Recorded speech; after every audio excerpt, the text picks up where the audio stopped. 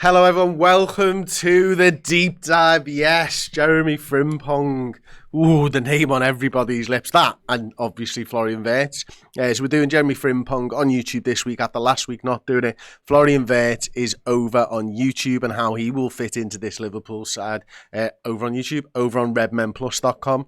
To get your free month, the code still exists. It's champions as a club captain level subscriber, and that code is still there and available for until the 31st of May. So go over to redmenplus.com, sign up as a club captain, use the word champions as your discount code. That's CHAMPIONS. I'm sure you've all typed it in your WhatsApp groups a lot recently, so you should be absolutely fine with that. I'm joined by Josh Williams for this one.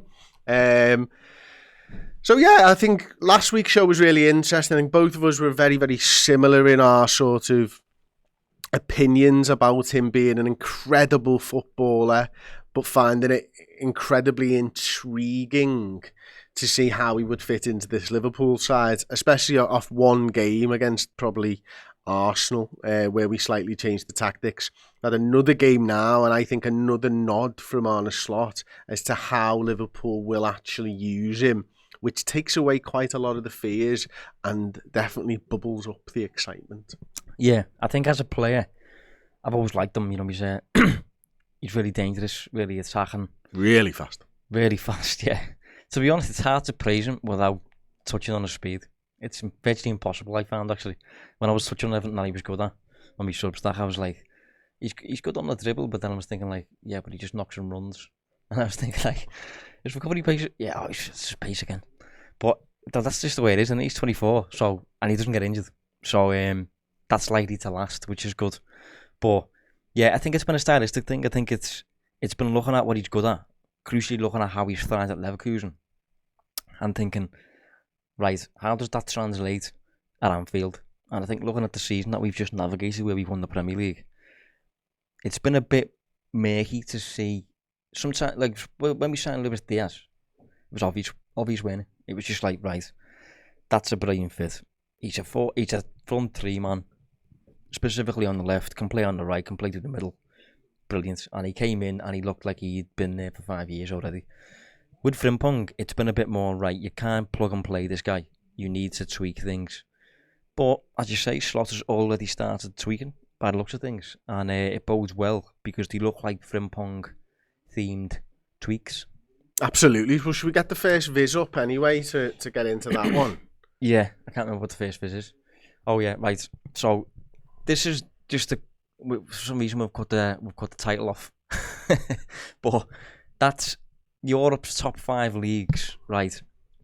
This is totals as well. This is not per 90. I would always. It's still off. Well done, Joe. Unlucky. Well, at least you can see the criteria. So that's Europe's top 5 leagues, as I said, and it's this season. All players in all positions, and that's totals. I would always do per 90, but that's totals. That is progressive passes received. So basically, all of those players on that viz are outlets, essentially. And you can see virtually all of them, there's a recurring theme. There, we've got the title now. So there's a recurring theme with all of those players. What do you think the recurring theme is, generally speaking, Chris? There ain't many fullbacks on that list. Exactly, yeah. They're all forwards. Mo Salah top of the list. They're all players who stay high, final third, and receive the ball high up. Frimpong is... Nice, Joe. Yeah, I like that, yeah. Frimpong is kind of the only fullback on there. Make us bigger, Joe. Frimpong and Hakimi, I think, are the only 2 fullbacks on there. Hakimi's probably the best in the world. This is like fixing the plane while it's flying. Telling you, Rafa. But yeah, you can see Frimpong there anyway, and that's what makes Frimpong very different to Trent. Trent is not an outlet for me. That's one thing he isn't. Trent can look into the pitch from deeper areas and find any space with passes. Frimpong is the guy who Trent would be finding with those passes, so there's a bit of a difference there. And that's just one of the visuals that I'd use to illustrate that. Another little stat that I'd throw in there is this season, only 22% of his touches have came in his own half of the pitch, which again is mad for a fullback. Yeah. You know, that's a lot of touches in the opposition half. Slot needs to get the most out of that player, so definitely not a plug and play.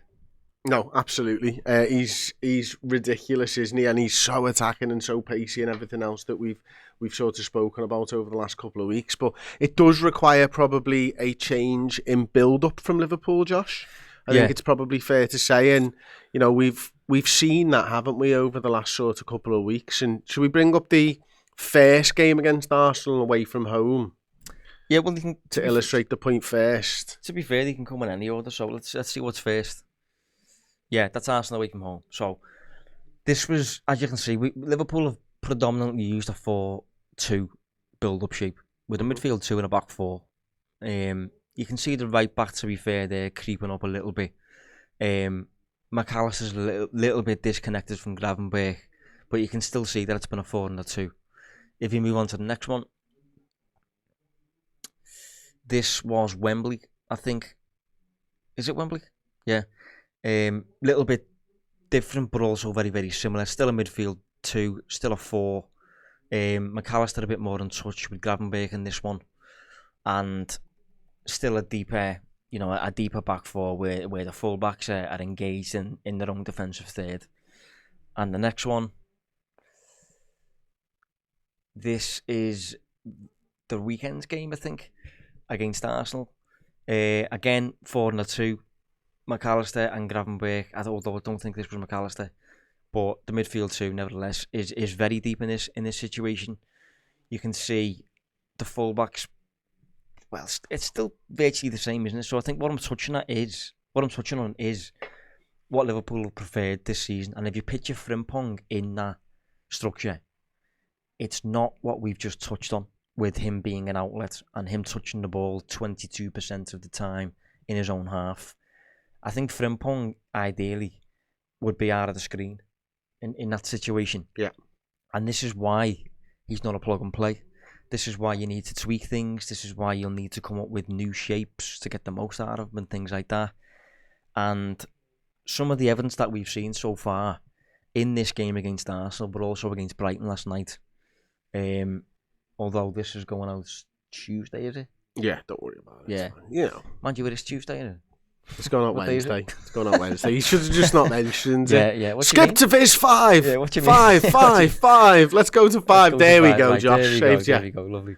So this was the Arsenal Monday game. night. Oh no. Yeah, Sunday. This was the Arsenal game. Yeah. But we did this against Brighton as well. We did this against Brighton too. Yeah. So we can see Gravenberch there dropping in to form a back 3, situational back 3 at the back. That allows the 2 fullbacks, which you've highlighted, to creep up a little bit higher, no longer in their own defensive third, more in touch with the attacking half. And that isn't, it's not that we haven't done it all season, because there's been a lot of variations all season, but specifically since Frimpong, I think and specifically since we've won the league, crucially, we've had the room to experiment, and we've been doing that a bit more. Against Brighton, if we can come to the board, this is what I found very interesting. So we did. It was Kwanzaa, wasn't it? And Kanate split. Gravenberch goes in. Bradley creeps up. Tsimikas creeps up. This was Szoboszlai became the 6. Left back tucks inside. Right back tucks inside. The front 3 remains the same. And 10 stays where he is. And before you know it, you've got a little diamond in there. So you've got a 3 diamond 3, very Dutch, if we think about Arne Slot. But I don't think we've seen much of that this season. We saw it against Brighton. And if you think of it profile-wise, it's definitely different. I don't know if Frimpong would feel that at home there, to be fair. I mean, if it was a wider diamond, maybe the wide forwards come inside, then he would feel a bit more at home. Maybe Kerkez can do a bit more inside bits. But establishing a diamond in the middle of the park, consisting of 2 fullbacks, is definitely a bit of a new thing. And again, goes back to this forming a makeshift back 3 with Gravenberch. I think these are new rotations that Slot is adding ahead of next season. Not only as a means of getting the most out of Frimpong, but also just evolving the team.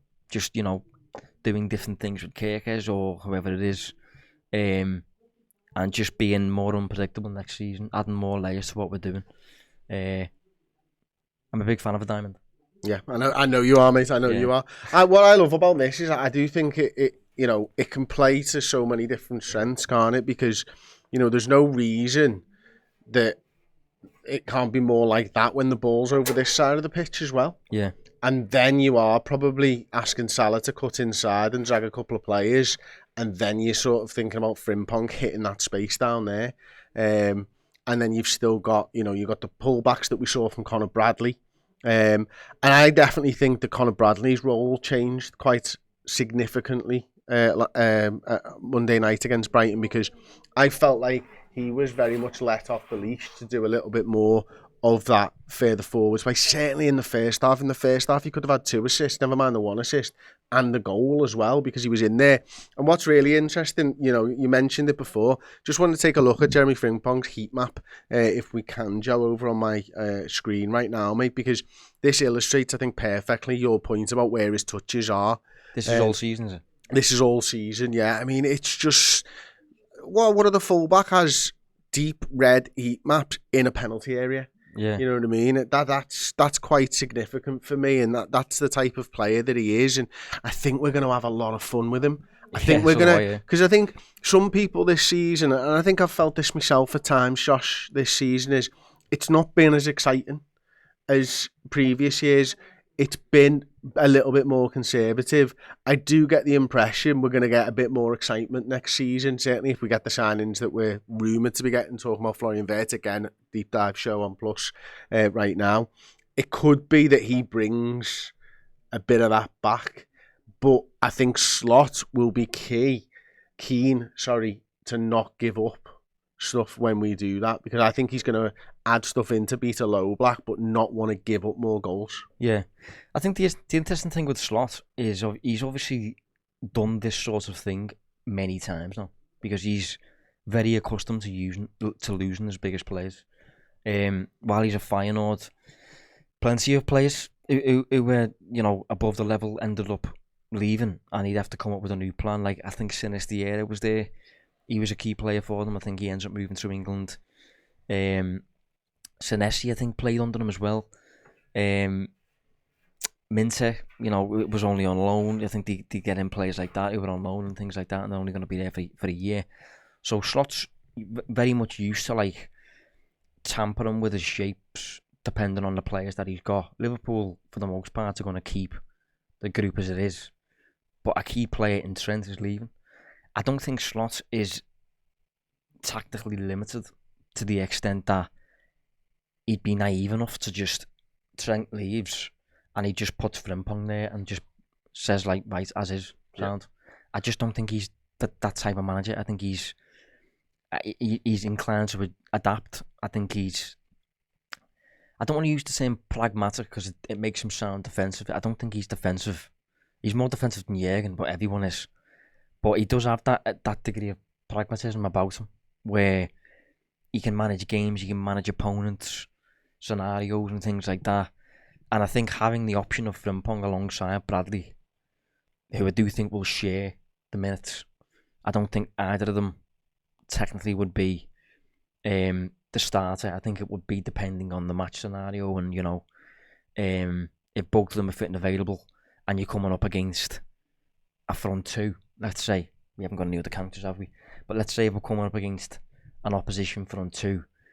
You want to outnumber that. One of the ways you can do it is by dropping Gravenberch in. You outnumber them with the 3. And then the fullbacks kind of become wing backs and they go. And you navigate it from there. But if you're doing that and your fullbacks are Robbo, who's now, what is he, 31 or something? Yeah, I think so. And Trent, who I don't think is that kind of fullback anymore. I don't think Trent is a runner. I think he's a bit more of I think he likes staying there. He likes looking into the pitch and, using his passing and all that. So you just do it differently with Frimpong, and that's been my hope. I haven't minded the link. My hope has just been, I hope that Liverpool are going to change with this fella, because if you keep it the same, it's not going to work that well. You look at that heat map there. Playing him in a build-up shape that consists of a relatively narrow, fixed back four is not Frimpong. You need to take him. You need to let him go. The way you can let him go is by engaging other players in the build-up, and the more players you engage in it, the more Frimpong just gradually does that and creeps up the pitch. And the early, very, very early signs, we are moving early on this, but this is the deep dive.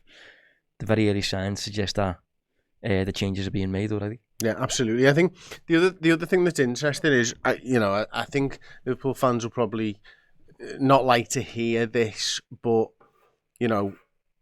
because he's so fast, I think he's got that ability to get up and down as well. And I think, if we were to have let Trent get up the field a lot more this season, that would have hurt us more because he doesn't have that pace to get back. And some people will even question whether he has the willingness to get back anymore. Yeah, well, this is an important point because I think there's been a lot of talk about Frimpong defensively. Yeah. I'm sure you've seen this. I've seen a lot of people, rival fans trolling us by saying, they've went and got the one fullback who's worse defensively than Trent to replace Trent. For me, I'm not as concerned about that. I think he should, in theory, be worse than Trent defensively because he's not as much of a physical specimen, and he's shorter, and he's positionally he gets higher. Yes, but for me, the biggest problem with Trent was always his application. He just screamed, I think I'm above this. I don't want to defend. Frimpong will score a lot of points, I think, with Liverpool fans because he wants to do it. He applies himself, he engages, he gets tight, he puts a foot in, he has a goal. Positionally, yes, he's often caught high up. That's just the way the system works. That's a structural problem. That's not him, unless he's been really naive. Let's also say he was playing a wing back. Yeah. He had different responsibilities when playing a wing back. He didn't have to defend as much as a fullback would. Yeah, but I think when he's in position, especially if he comes up against Jeremy Doku or something, I don't think he gets dribbled past 48 times in 90 minutes. I think he turns it into more of a scrap, and I think he has a go. I think application-wise, Frimpong is far more like Bradley than Trent, and I think that will go down well. So defensively, yes, he can still be targeted because he gets high up, he's short, balls over the top and things like that. But he's not a weak link in terms of doesn't want to defend. I think that's a crucial point to make. Yeah, I think you're absolutely spot on. I think the other thing that I sort of add to that then is, listen, I don't think Kyle Walker's been the best defender his entire career, but he's got the pace to be able to get out of situations, and you're allowed to use anything that you've got in your arsenal. And Frimpong's got the pace where I think that will help him in the Premier League as well, where it's just, I don't have to have position A1. I think over the years it's really helped Robbo. I think one of Robbo's biggest perks, especially in comparison to Tsimikas, has been his recovery pace. And when he does recover, he gets really tight and stands on your heels and all that.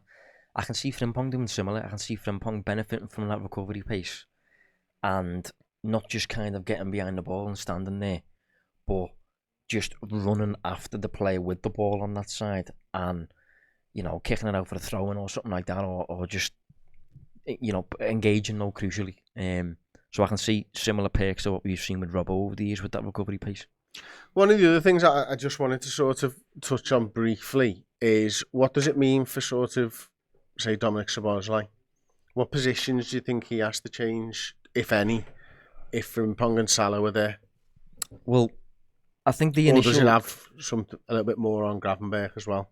I think there's a few things on this. I think the initial blueprint that Liverpool had under Klopp, we had a defensive midfield, and there was a period where everyone hated it. Everyone had to go at it and all that, and then Trent and Robbo started the system every week, and people gradually started to get it.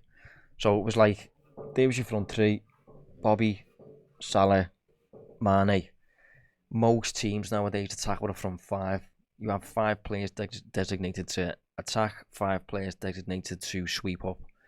And Liverpool had Fabinho, Wijnaldum, Henderson, Trent, Robbo.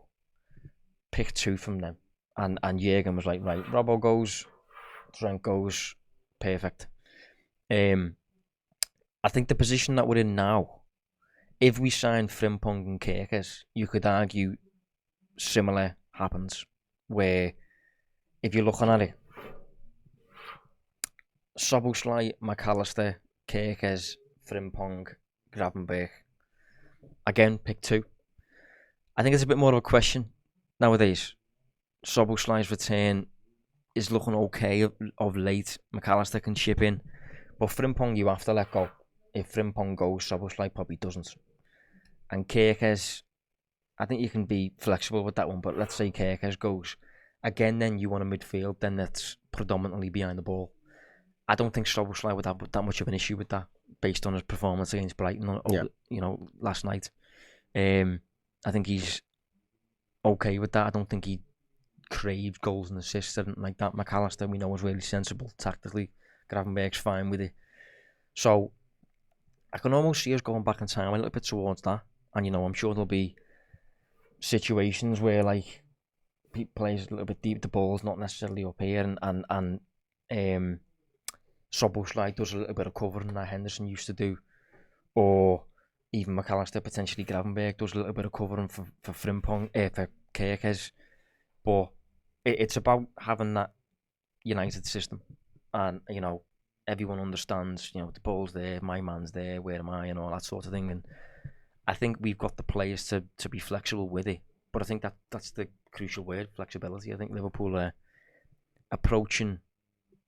The early prediction is next season for me, Liverpool look like they're going to be really tactically fluid.